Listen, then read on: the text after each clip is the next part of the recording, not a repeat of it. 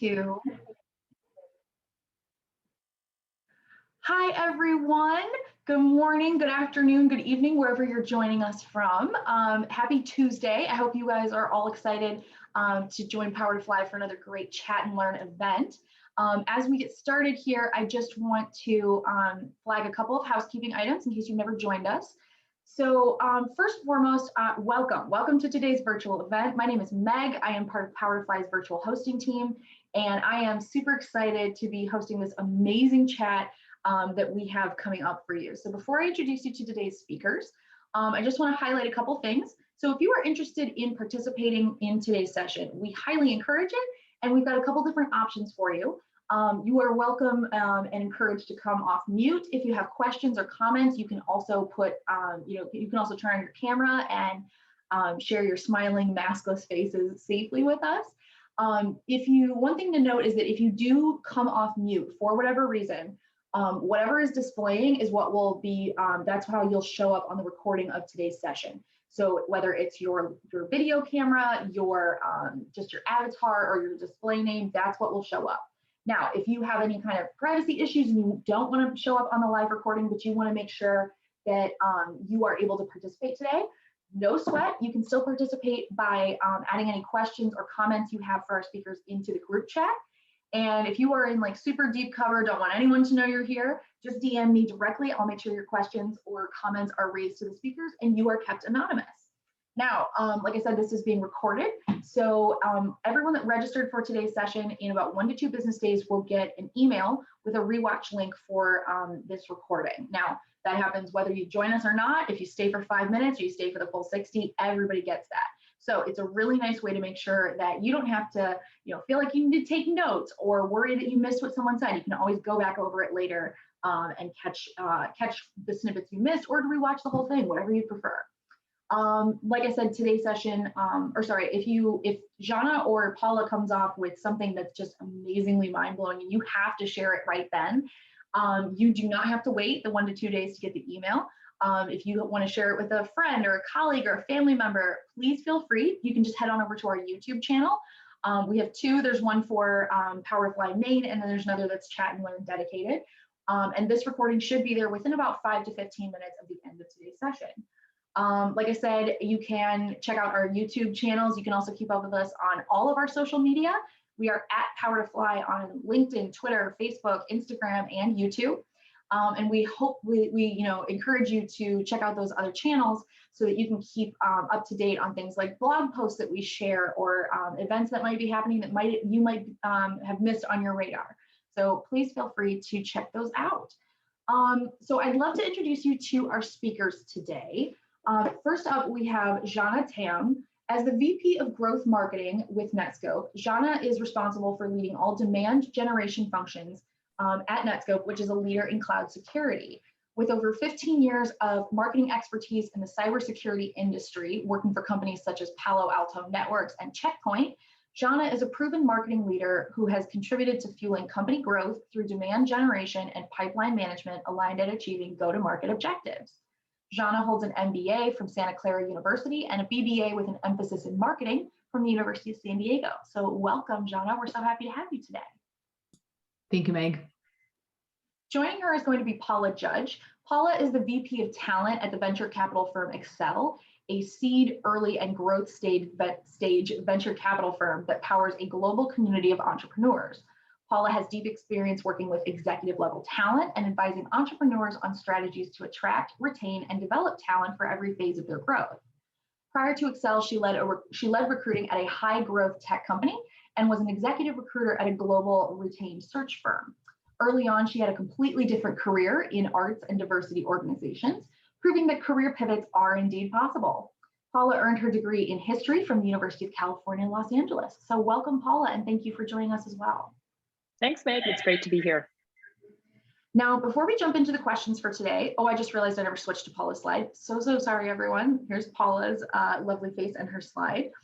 Before we jump into the questions today, I just want to highlight that Netskope is hiring, and obviously they are the sponsor for today's event. So I'm going to share a link with you in just a moment to where you can check out this company page firsthand. But one thing I want to highlight for you is that this is what Netscope's company page looks like. There's the link to where you can check it out for yourselves in the thread. This page is going to be where you can go to learn more information about Netscope. You can click events to find out more information or see past events they've participated in with us, or future events like today's Chat and Learn, our virtual job fairs, our mini summit speaker spots, all that kind of stuff. The other thing you can do is click on open jobs. So on the slide I'm sharing, it says 510. I'm actually on the page live right now, and there are actually 563 open roles with Netscope right now. So I want to highlight those just so you know where to go to check out these open positions. But also I want to highlight for you at the top of this page on the upper right-hand side, there's going to be a big pink button that says follow. If you are interested in learning more about Netscope, or if you are actively searching for a job and you'd like to work with them, I highly recommend you tick that follow box. I also recommend it if you either are not actively searching, but Netscope interests you, or if you're actively searching, but none of the roles that they have posted right now really speak to you. It is a great way to make sure that you get on Netscope's radar and Netscope stays on your radar. Basically what it does is it functions like your friend at the company. It tells Netscope that you are interested in working with them even before you fill out an application. And it also keeps you up to date when they post new roles. So it's just a really nice free feature that we like to talk about and push to our attendees and our amazing community members, because it's something that could help you in your job search, and we want to be there for you at every stage of your career. So as we jump into, before we jump into those questions, the last thing I'm going to highlight for y'all, these are some of the principal themes that we're going to try and go over in today's conversation. So these were all compiled based on conversations with Jana and Paula ahead of today's session, as well as on the questions that y'all submitted in advance. So when you registered, you had that option to submit a question. And these are kind of a distillation of what y'all were asking about. So we'll try and get to all these questions or all these themes, but we may not, just depends on how time, whatever time allows. And the one thing I want to highlight for you is that if we go over one of your questions today, please feel free to add additional context if we need it. If we're not considering it in the maybe in the direction that you were intending, please feel free to let us know that.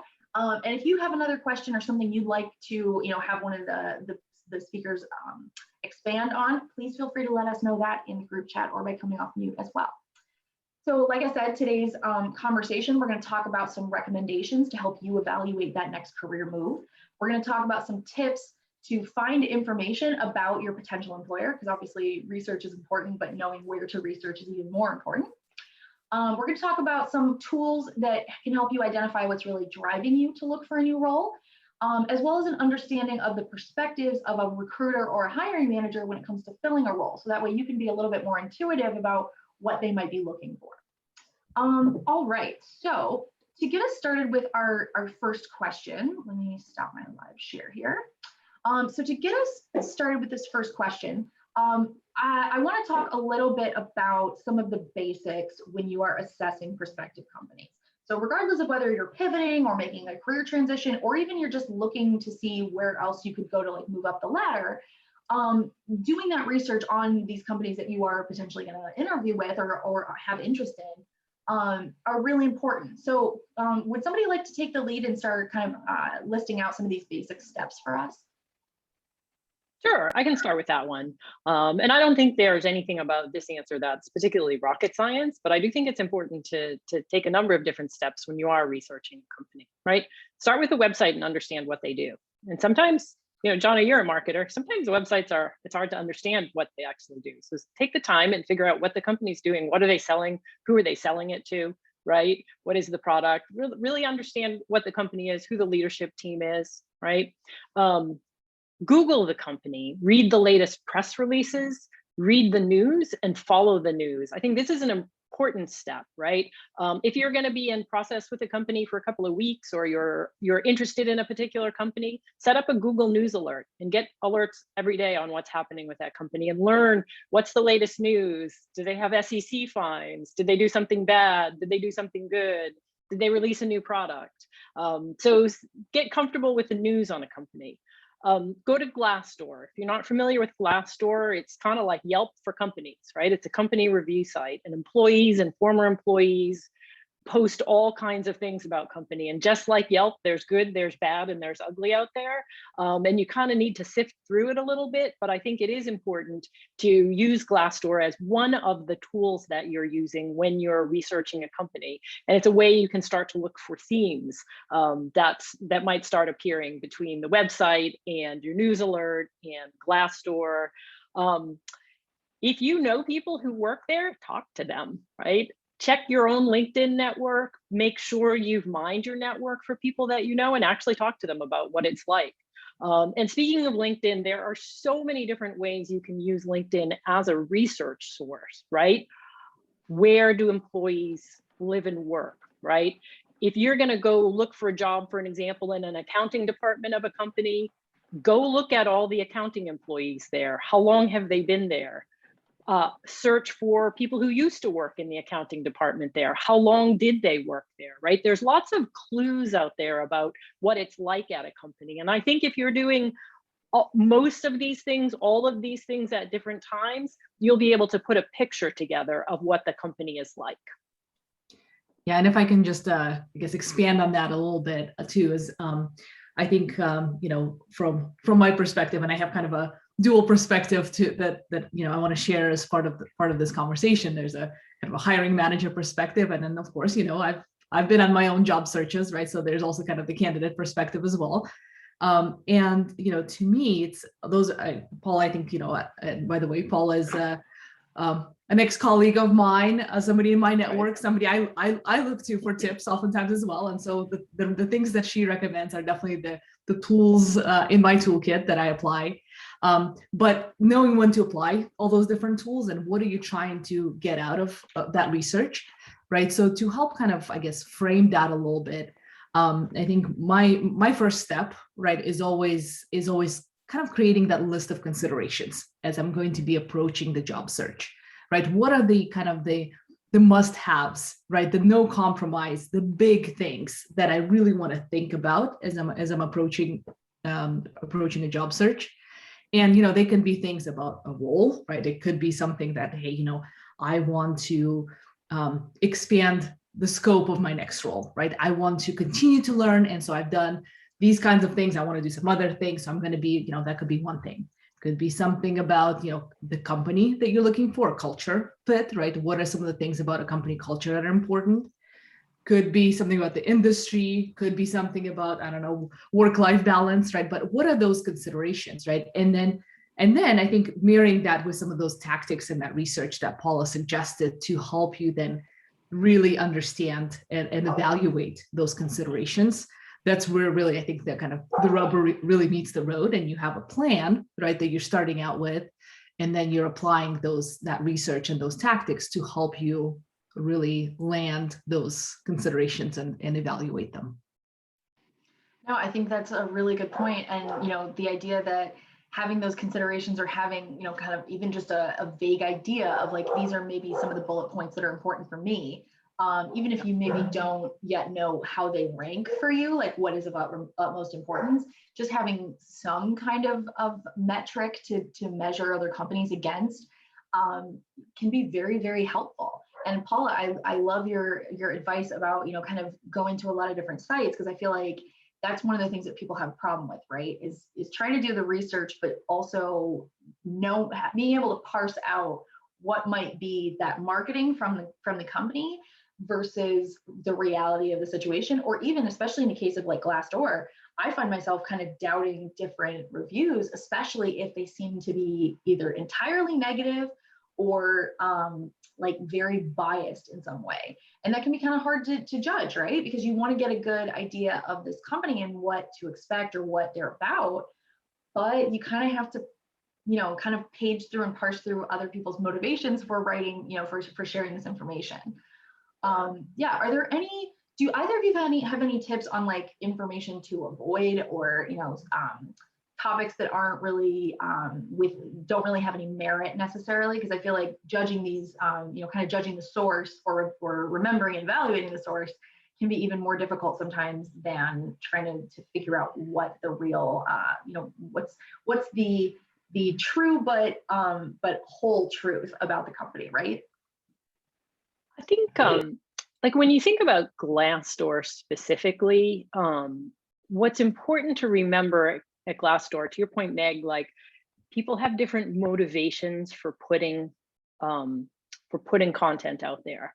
And when Jana and I worked together at Palo Alto Networks, and I was on the recruiting team there, and so I was reading Glassdoor all the time. What are people saying? What are people saying? And it was all over the map. But I always found it interesting when, there's some really negative stuff out there, and I'd read that and think, it's so interesting because that's not my experience at this company, but that is somebody else's experience, right? And there's a reason they put it. Maybe they were angry, maybe something went bad, maybe they didn't have a good relationship with their manager. I mean, the list of reasons why something could be negative, or maybe they're just a negative person anyhow, right? So you do have to take it in context, back to what Jana said about what are your priorities and what are you looking for? And then what are all the different sources that you're using and where do you see themes, right? Because I think that jobs are jobs and not, it's very hard to find this dream job that has everything you're looking for. And running a large company turns out is very complicated and very hard. So what are you prioritizing for? And can you find those things at this job? Meaning, and then prior to that, can you find the things that you're prioritizing in the research that you're doing? If you're looking for collaboration, but you can't find anything about a collaborative environment at that company, that might be an indicator that it's not a particularly collaborative place, right? Really, you have to go through your own filters and it's very personal, I think. Yeah, and I would also say that, look for trends too, right? Yeah. So, and test things, right? So if you do, if something doesn't feel right, trust your gut and explore that some more, right? So don't just, make an assumption, kind of then brush it under the rug.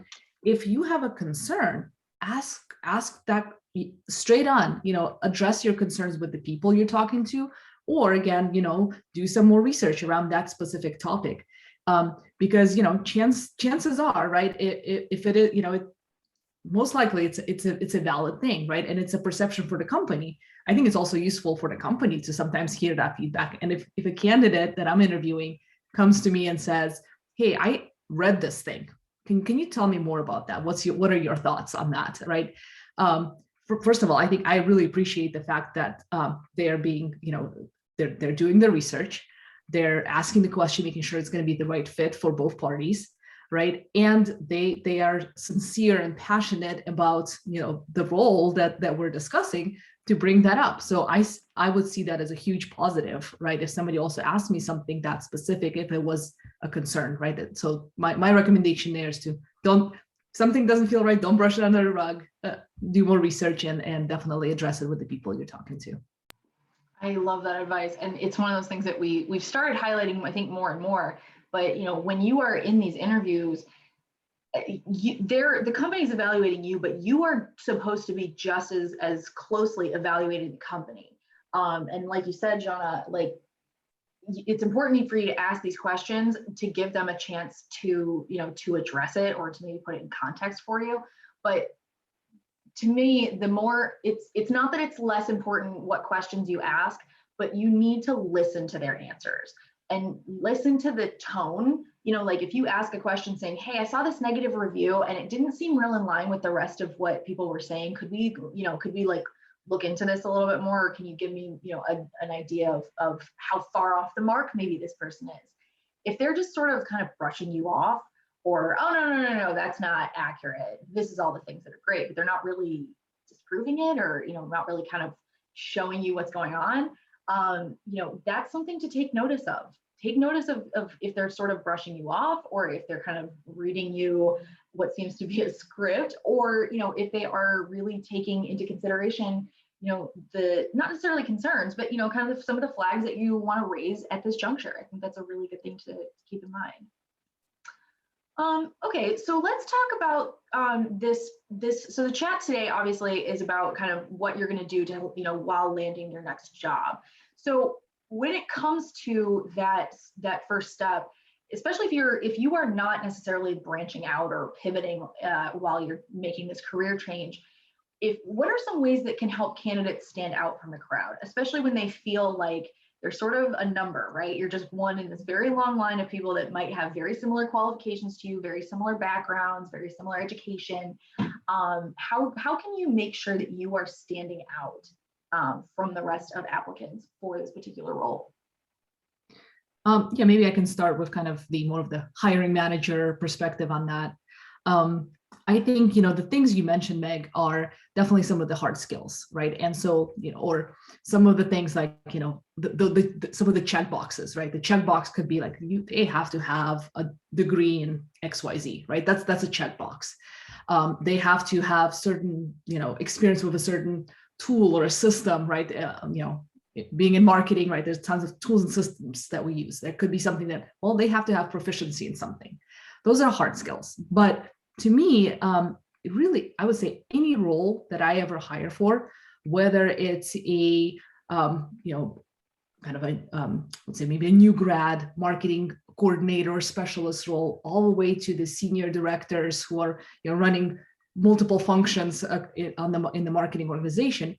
What I'm always looking for and evaluating for is the balance between their overall kind of, I would say, strategy and knowing where they're going to go with it, as well as really somebody who's going to roll up their sleeves and make sure that the execution of that strategy happens, right? And that's important at every level, right? And at every level, it is important to know, what are you trying to do with the things, your day-to-day, the things you're working on every day. You have to know where you're going with that, right? And how you're helping the company achieve its objectives.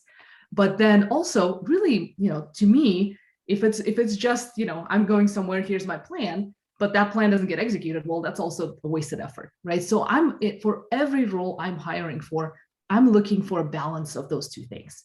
And then, so how do you, to answer your question is, how do you stand out? How do you check that off? The first part, the strategy part, and kind of the experience in this role and knowing what you're going to do with this job once you land it. To me, a lot of that is definitely some hard skills, some experience, and specific examples, right? So I definitely want to know, okay, so how have you done that, or what is your idea? How would you do it, right? And getting really specific with that. And then really kind of, I guess, on the execution, to me, if it's somebody who's really passionate, they really want to do this, well, they're going to have to mind the details, right? Then they're going to have to execute on the strategy to make sure that, well, their plan actually comes to fruition. So to me, then I am really testing for, how badly do they want it, right? Like show me that, like, this is mine, and I'm not, I'm going to do everything I possibly can to show you that, I'm a fit. Some very, to answer your question, very specific things. You can call me old school, but I'm the kind of person who really cares about follow-up. I very much appreciate it when candidates follow up with me afterwards and tell me, like, these are the things we talked about it, or Jana, I gave it some more thought and I also came up with this that I wanted to share with you. To me, then that really kind of exemplifies their working style and the fact that they will follow through on our conversations. They will execute, right? So being able to then, have somebody who knows where they're going to go with it and have ideas, but then really follow through and make things happen. So that's the balance I'm looking for. Absolutely. And I think I would just echo, you stand out. I'm going to give you the most basic advice you've ever heard, but it's really, really important. Stand out by being prepared. You would be amazed at how many people are not prepared in an interview. And what do I mean by prepared? To Jana's point, what's your plan? What are you trying to accomplish? Big, long-term future, right? What are examples of the things you have done along the way that illustrate you're working on getting there, right? And being specific. So I took a few notes on this one. You stand out by being prepared, but don't try to be cute. Don't try to be uber creative unless you're going for an uber creative job. Gimmicks don't usually work because it can tend to raise a question about, like, are you serious about this, or are you trying to use a gimmick to get noticed? Dirty little secret of the world of interviewing is a lot of people that you are going to interview with are not good interviewers. they haven't practiced, they haven't studied at it, and they're not doing a really good job. But you still somehow have to be able to convey how capable you are, even if your interviewer isn't doing a super great job. So pay attention to the questions people ask, really listen to what they're asking you. If you don't understand what they're going for, ask a clarifying question. Oh, I'm not sure. Do you want me to tell you about this experience, or are you looking for something else? Ask them to clarify. It's super common that you'll get a question where you're like, I don't know what you want, right? So clarify, engage in a dialogue, right? Be thoughtful in answering your questions. A good interviewer will ask you questions that require a little bit of thought, right? So pause, take a minute and think, oh, okay, I have to think about that in a little bit. But you can also be prepared by knowing what were the things that you accomplished in your last job? What are areas that you've been working on? What are things that you've learned, right? Jana looks for strategy and ability to execute. I look for self-awareness. Did you learn something significant about yourself in your last job? And how have you applied that? And how are you going to apply that, right? Because self-awareness tells me that somebody is capable of evolving and growing through a job. So think about mistakes that you made at your last job and what you learned from them and how you will do that different, but then bring that specificity to the interview. I'll give you one more example and then we can move on. I don't want to spend too much time, but I'm a recruiter and head of recruiting and a talent person who would interview recruiters all the time. And you would think that they would know to answer questions with a level of detail that was satisfactory, and recruiters were the worst. Tell me about how how you kick off a new rec. Well, I spend time with the hiring manager and I build a relationship with them. Well, tell me how you build a relationship with the hiring manager. Like, I always felt like I was digging and digging and digging and digging, and a good interviewer will dig, but you have to be prepared to come back with the answers, right? You have to be prepared to come back and give content. Well, this is how I build a relationship with a hiring manager, right? I use email, I use Slack, I use phone calls, and occasionally I swing by their desk. I'm looking for that level of answer as opposed to I build a relationship. These are the steps I take to build the relationship. And that's my example of being prepared, knowing what you've done, knowing how you do things, and bringing that to the table. You will stand out, right? There's no mystery in that, but you will stand out because it's often difficult to get that information from a candidate. I gotta tell you, there's a mind blown moment for me on literally every one of these chats. And I just had it while listening to you talk about how most people that are doing the interviewing are not really great interviewers. Because you're right, it's not really something that you get taught to do outside of maybe the HR. If you come up in like a traditional education line to get to HR, that's, I feel like that's something they do go over a little bit. But you're right, you're trying to prove to somebody who's not great at this how perfect you would be for the role. So that can be, that kind of helps people understand or maybe contextualize that disconnect that you sometimes seem to have, even if you are speaking exactly to what the role requires. It's about making that person understand, right? And a lot of the information or a lot of the tips that y'all provided for this, they're really awesome, and they seem very, kind of not multi-use, but they would apply to a large swath of people. What other considerations or maybe what other things do we need to be mindful of or think about if you are part of the part of the population that is making a career pivot as you try and move into a new role?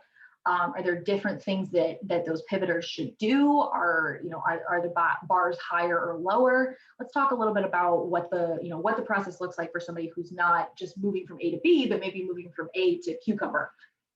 Yeah. Well, speaking as someone who has done that, you have to do a little more. I think you have to do a little bit more work on yourself. And you have to have a level of patience that most of us do not have, right? You really have to work that patience muscle, right? So I think in terms of steps, right? And this isn't like in this particular order, but you want to be clear on why you're making the pivot, right? What's prompting this? Quite frankly, when I made my career pivot at this point now 15 years ago, part of what prompted me, I was in nonprofit. You don't make any money. I wanted to make more money, right? So be clear about what's prompting your pivot, right? What do you want to do? Like, what do you not want to do? But what are the things that you actually do want to do?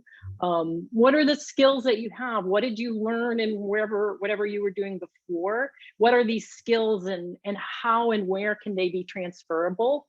And also be clear about what are the things you're going to need to learn, right? So I went from nonprofit into technology executive recruiting.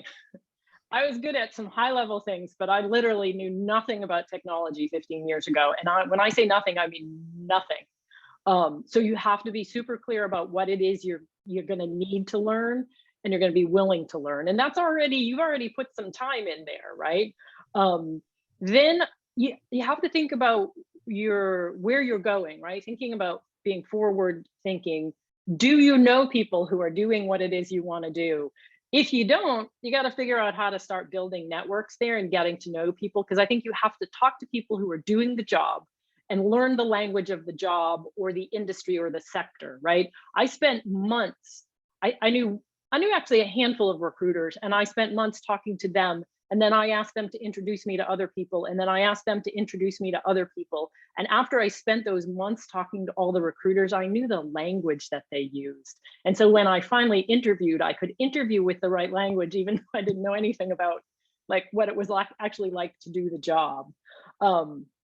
So maybe one of your first steps is mining LinkedIn and figuring out how to start to build a network in the thing that you want to do.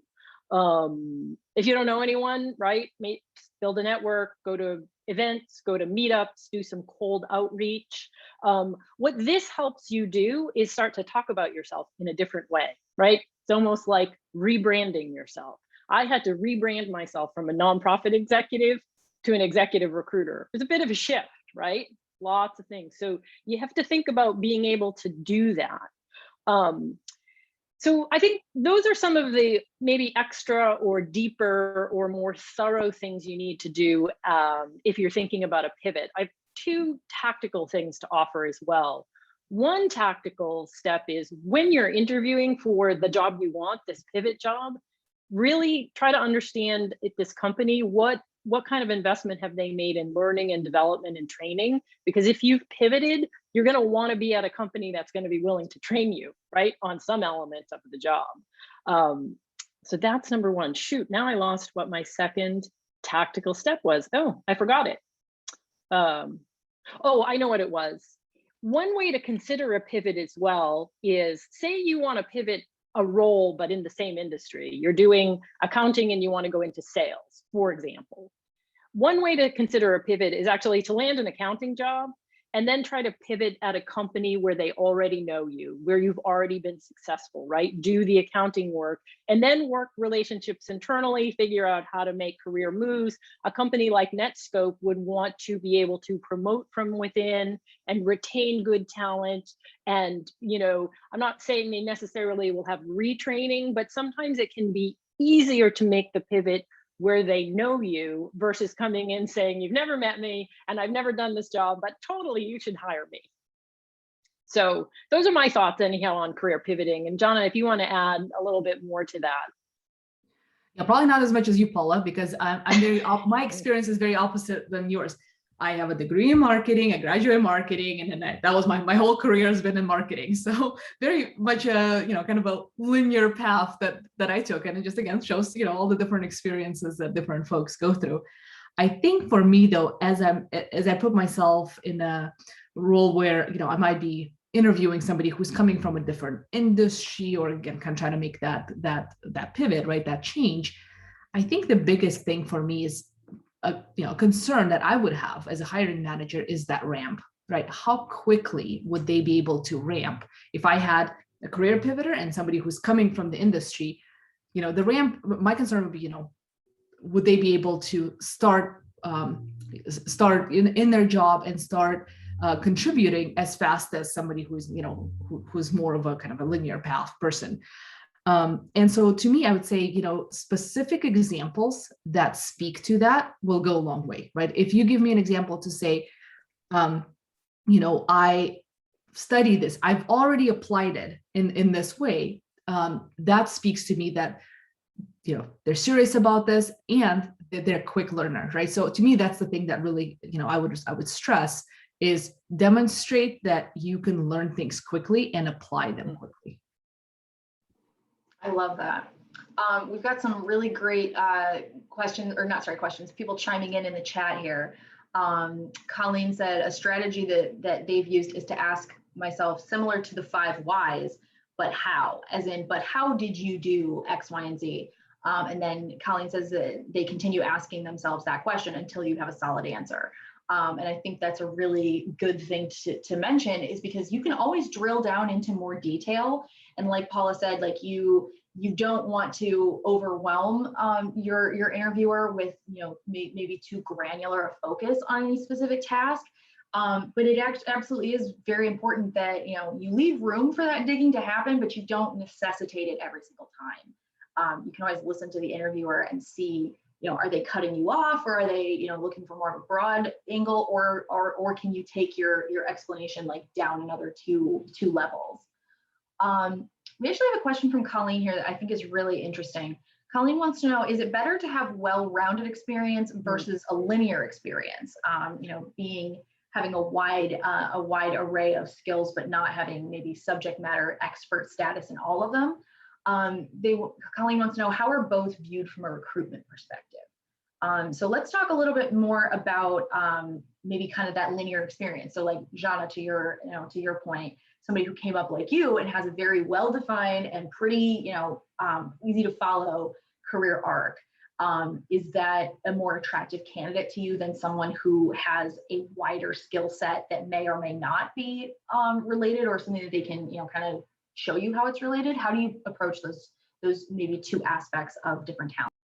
Yeah, really, really good question. Thank you for asking that. I think I would go back to what I said earlier, right? What I'm always looking for every role that I hire for is that combination of strategy and knowing what you're going to do and how you're going to take this role and contribute to the company goals, but then really mining the details and having the deep expertise to execute on that strategy, right? Like getting very, specific here with an example, but knowing that marketing system that you're going to use to send that email and actually click here and click there, right? That's how you're going to then, execute if that's part of the job scope. So I would go back to that, right? And so to me, it is kind of, the ideal answer is both, right?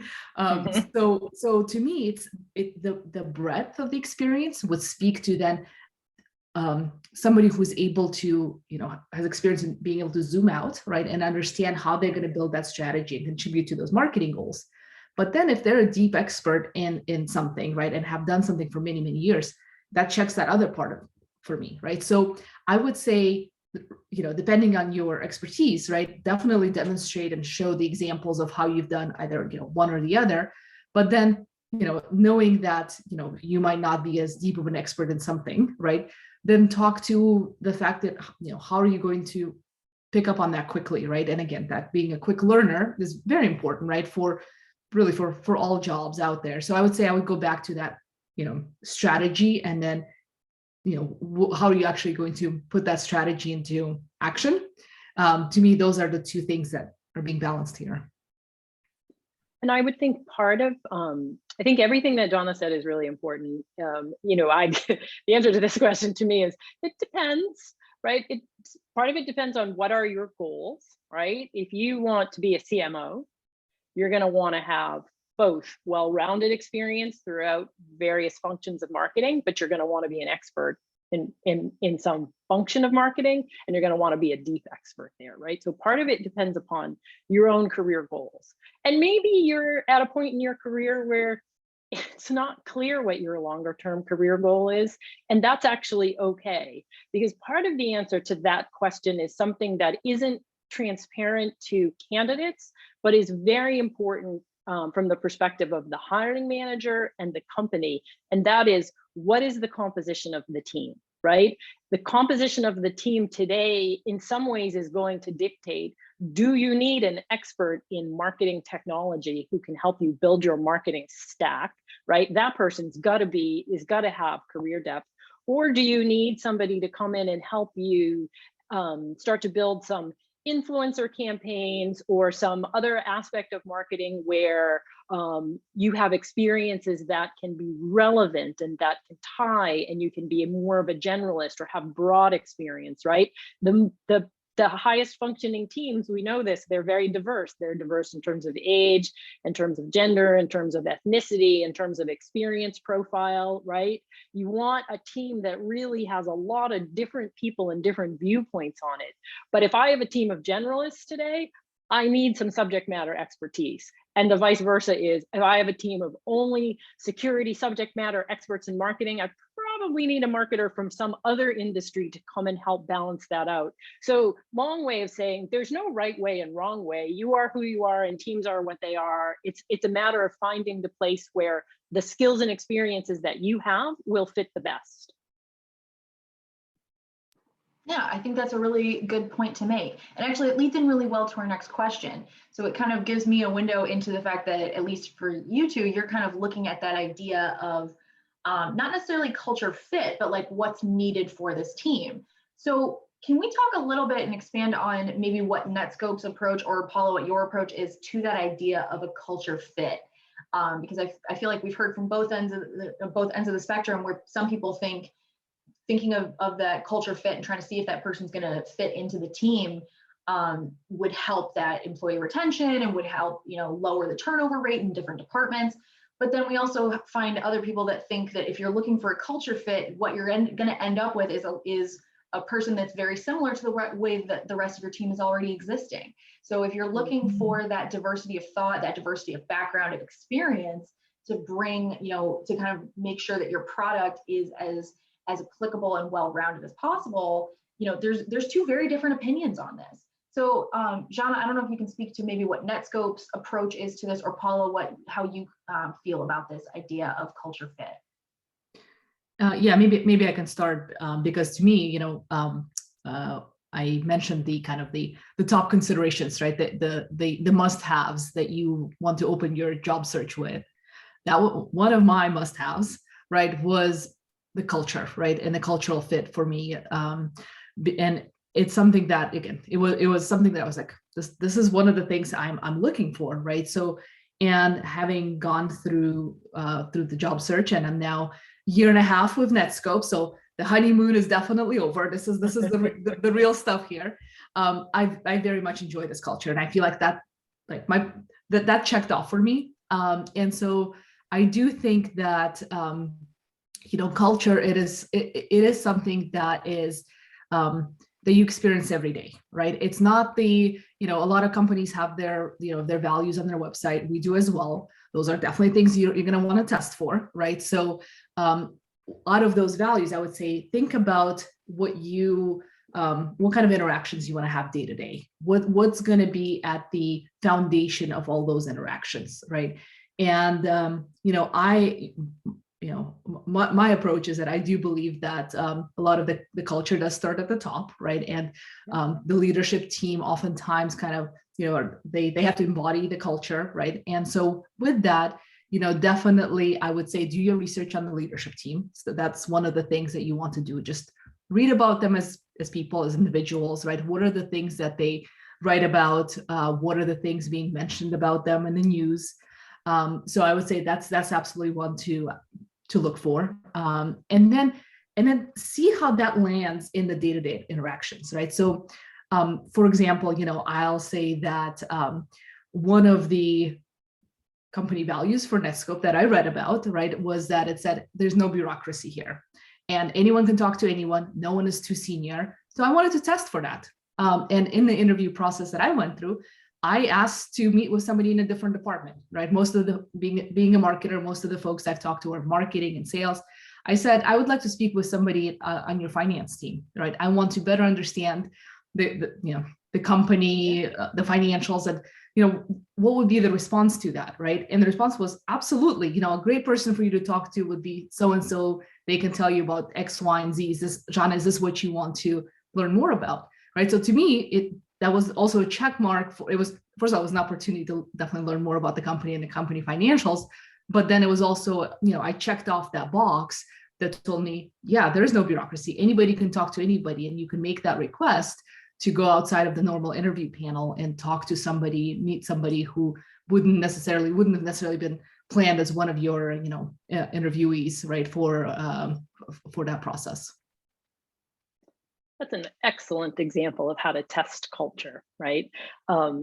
And when I think of culture, Meg, you bring up a good point, right? If we're looking for a cultural fit, are we trying to hire people who are just like us?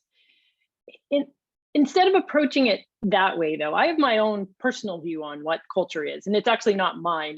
You'll hear other people talk about it, and Netflix talks about this as well.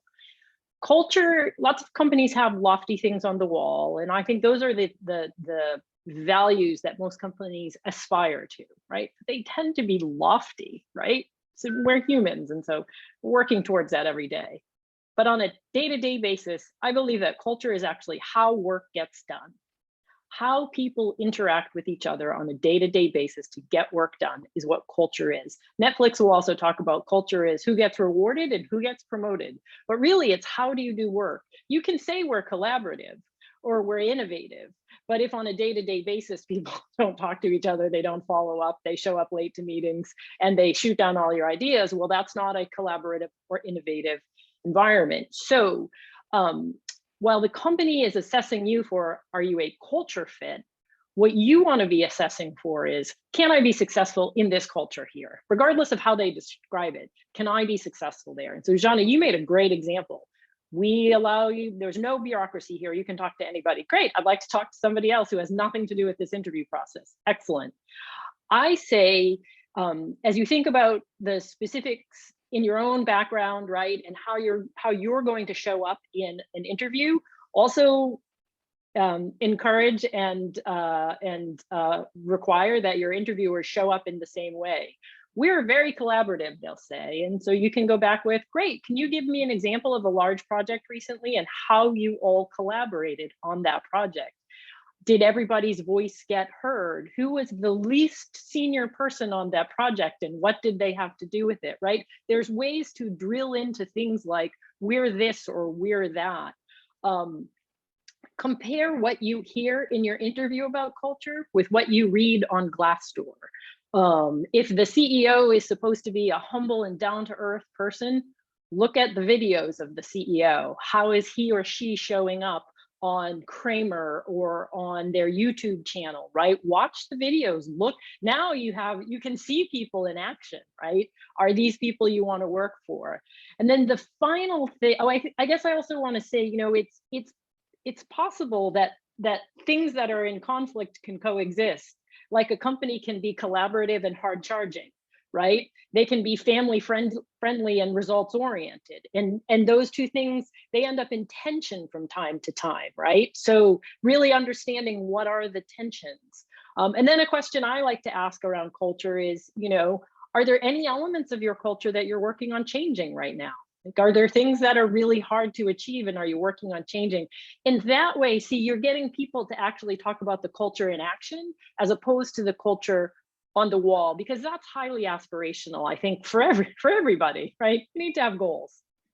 That's a really good one, Paula. I'm definitely that's one I'll add to my toolkit for the future for sure. Oh, I absolutely love that. So we have a little less than 15 minutes. This time always goes so quickly. So I do just want to flag, we're going to try and get to as many of the rest of the questions as we can. Obviously, we will not make it to all of them. But if you have others that you'd like us to focus on instead, please feel free to share them here. All right, so this question I thought was really interesting, especially since it kind of targets some of the more practicality, like the practical concerns for people as they're job searching. So this person says, I'm unemployed due to COVID, and I know many others are unemployed or underemployed for many reasons, including or completely separate from this. It's been very hard to resist the urge to take the first job that's offered. How can we apply the techniques you're talking about when we don't have the resources to take our time looking for the best fitting role or company? So I've been in this position too, where it's sort of any port in a storm, and you can't really be picky, and these are the only places you're getting offered roles, so just pick. Assuming that it's not like just kind of picking the best of bad options, how can we assess these and use the tools you're talking about, but really apply them to this real world solution that not everybody is resourced enough to be able to wait for that company that's a great fit? Yeah. Do you want me to start with this one, Jana, or did you want to start? Sure, yeah, go ahead, Paul. So, yeah, look, it's a, it's a, it's a tough time, right? And so starting kind of with the high level, we've talked about some pragmatic choices here. We've talked about trade-offs, and I'm someone who's been in this business for a long time, and I think that the hashtag dream job, like I think that can actually be kind of elusive. And so really understanding what are the things that you need to optimize for and prioritize for today, and being super clear and comfortable with that and okay with that. Because if you need to optimize for landing a job and earning a salary, do that, right? That's okay, that's valid. Like wherever you are today and whatever steps you have to take, they're valid. Think about your career, right, as a long story that has multiple steps and moves and pieces. I like to think about your career actually as a puzzle, as opposed to some kind of linear or forward moving thing. It's a puzzle, and sometimes pieces of the puzzle come in different orders, and that's also okay too, because ultimately it creates a picture. If you need resources, if you need money in the bank, if that's going to make you more comfortable in your personal situation, then optimize for that. And when you do optimize for that, try to make it as impactful and successful a role for the time that you're there that you can. Try to learn. If it's in a different industry because they would hire you, learn about that industry, become a subject matter expert. If it ends up being like you're only a 9-to-5er and you have time outside of that, then learn a new skill. Like there are lots of different ways to do what you need to do today, and then still think about the forward motion of your career and how you can still position yourself for the next step. Okay? Does that make sense? It does, Paul. I have to. I want to ask you a question, and a kind of a spicy question, because, and I've seen this come up. This come up from a family member of mine. I've seen this come up just again, kind of through some of the conversations, through some of the hiring I've been doing myself. In this kind of situation, right, where there you might be motivated by just the fact I need a job, right? I've got bills to pay, and that's completely fine, right? That's what we do, work for money, right? And everyone has bills to pay. So what happens is if you are thinking like, I do need that job, right? Can I accept a job, right? And keep looking. What if something's better out there? What if if I'm going to keep looking, and in 3 months, in 6 months, something better comes along? Should I keep looking, or should I commit myself to what's ahead today? I'm going to give you the terrible Paula Judge answer, which is it depends. I would never recommend going into a job with a plan to quit, right? Maybe you should sign up at a temp agency if that's the case, if you need something for some short period of time. But when I say it depends, right, this is back to what is your current situation and what does your career history and trajectory look like? So if you've had 3 jobs so far and each of them have been 18 months, and then you need to land a job because you got to optimize for salary, don't go into that job and plan to quit in 3 to 6 months, because then you'll just look like somebody who takes jobs and leaves them constantly over time, right? If you've had 3 jobs and they've been 3 to 5 years each, and then you have to optimize for something, you can have a short-term stint on your resume. That's okay. But you shouldn't have a lot of them, and you shouldn't have a lot of them in a row. So you should be really thoughtful about, how miserable am I? Is this serving my needs that I need it to serve? But what does that look like in the context of the rest of my resume? Because if you end up with a series of challenging situations, you just have more explaining to do to land the job later, right? You want a combination of jobs that move you forward financially, that move you forward professionally, that move you forward in terms of your work-life balance, right? And they don't all come at the same time. So really think about like, how long have I had my other jobs, and how long do I need to stay here to make it an okay part of my resume? It's not really a full answer, but I feel like It's very situational to who you are and what you've been doing. But if you take a job with the intention of quitting it, I'm afraid that you just won't go all in, right? You'll have one foot in and one foot out the whole time. And at the end of the day, you do always want to do your very best at the job that you're at. Yeah, and I agree, Paul. And of course, yes, it depends, right? And there's so many other factors. But I think it's also, as a hiring manager, I am looking for a commitment, right? So I do have things to get done, right? So if somebody's joining the team, I do expect a certain time commitment, right? It takes time to get something done, right? So you do want to commit yourself to that, right? And you do want to be all in on the role, right? So definitely agree. It depends, but it's also important to make sure you have a plan and you are committed. No, I can't get behind that strongly enough. I think you both made some very, very excellent points there. So thank you so much. We only have about 5 minutes left. So in the time remaining, I want to talk a little bit more about Netskope. So Jana, you had addressed some of these questions that we had posed beforehand. Are there any that you'd like to expand on? I know that the top tips for someone who's interviewing is a really common one. But what would you want people to take away from this session about Netskope? Yeah, absolutely. And we did talk a lot about many of these questions here, but we talked about the culture here at Netskope. It was one of my key considerations as I was evaluating the company. And again, here in my second year, and these things have proven to be true to me. As I thought about those day-to-day interactions, right, that where the culture really, like the rubber meets the road, and the culture is the interactions that we have as a team. If I had to use just one word to describe the culture, it was respectful, right? I think respect is definitely the foundation of all our interactions here.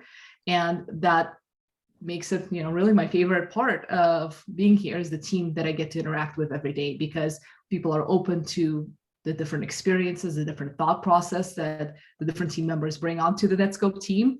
We're learning from each other. And again, respect across the team is I think, a big important value for us, and it is true in our day-to-day interactions.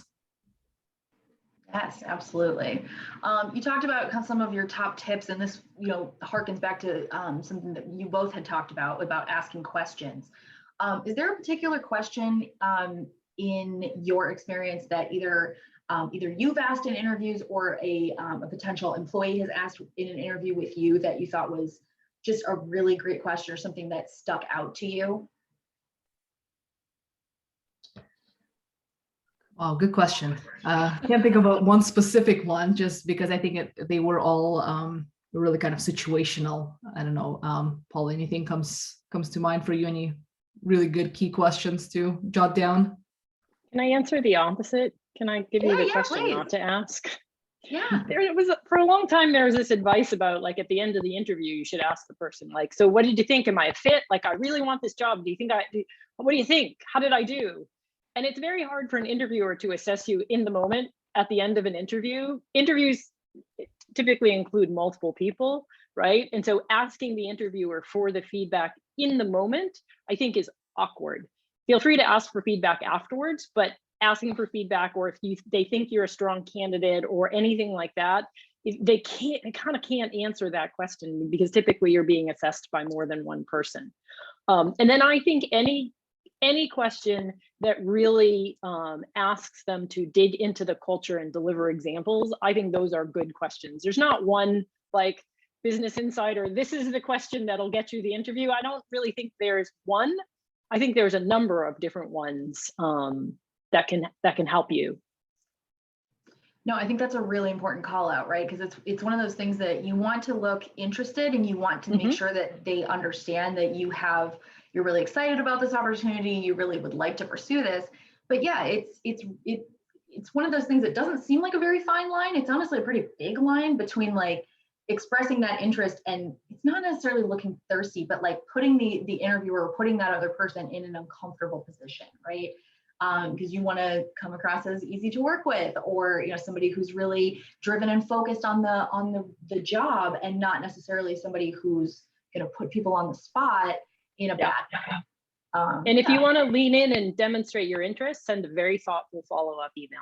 Send a thoughtful follow-up. It's another basic tip that lots of people don't do. and you can stand out by doing that. Yeah, for sure. Okay, so in our last minute, I'm going to highlight some of the open roles at Netscope. Like you can see here, it says over 440 roles open. I think there's more than that on powertofly.com right now. Yeah, 563 currently. Are there any of these roles in this list that either of you can speak to? This is somebody that would work in concert with me or anything like that. You don't have to. It's just the last thing I like to ask. Yeah, absolutely. I'm shameless plug here on the roles on the team, on the marketing team, as I'm here representing the marketing team. We are building out a brand new team in St. Louis. So new office, new team, company continues to grow and add new functions. The lead engagement team is going to be a team that's going to help us nurture our leads and create those interactions with our prospects and move them along the journey. And in a few roles on the product marketing team. So definitely a promotion here, marketing the marketing roles, and definitely look at our website. As Meg was saying, more and more roles are being added. We are a growing company, so absolutely a lot of opportunity out there. Awesome. Thank you so much. I know we are 1 minute over on time, so sorry if y'all had to jump, but I just want to say a huge thank you to Paula and Jana for taking time to spend with us. It was a really wonderful afternoon. I can see a lot of chatter happening in the thread here about how happy people were to spend this time with you and learn from you. So just thank you both so much for sharing this with us. Thank you for having us, Meg. Yeah, it's great. Thanks, everybody. Yes, and a huge, I echo Paula, a huge thank you to all of our attendees. The questions that y'all submitted prior to today's event were absolutely wonderful. I'm so sorry we weren't able to get to more of them, but thank you so much for joining us and for taking time out of your day to spend with Power to Fly. I hope that y'all have a wonderful rest of your Tuesday. Can't wait to see many more of you join us on chats and events coming up in the future. Just remember, all of our events are free, and we can't wait to help you out at whatever your next step is in your career. Like I said, thanks again for joining us, and we will see y'all hopefully tomorrow. Bye.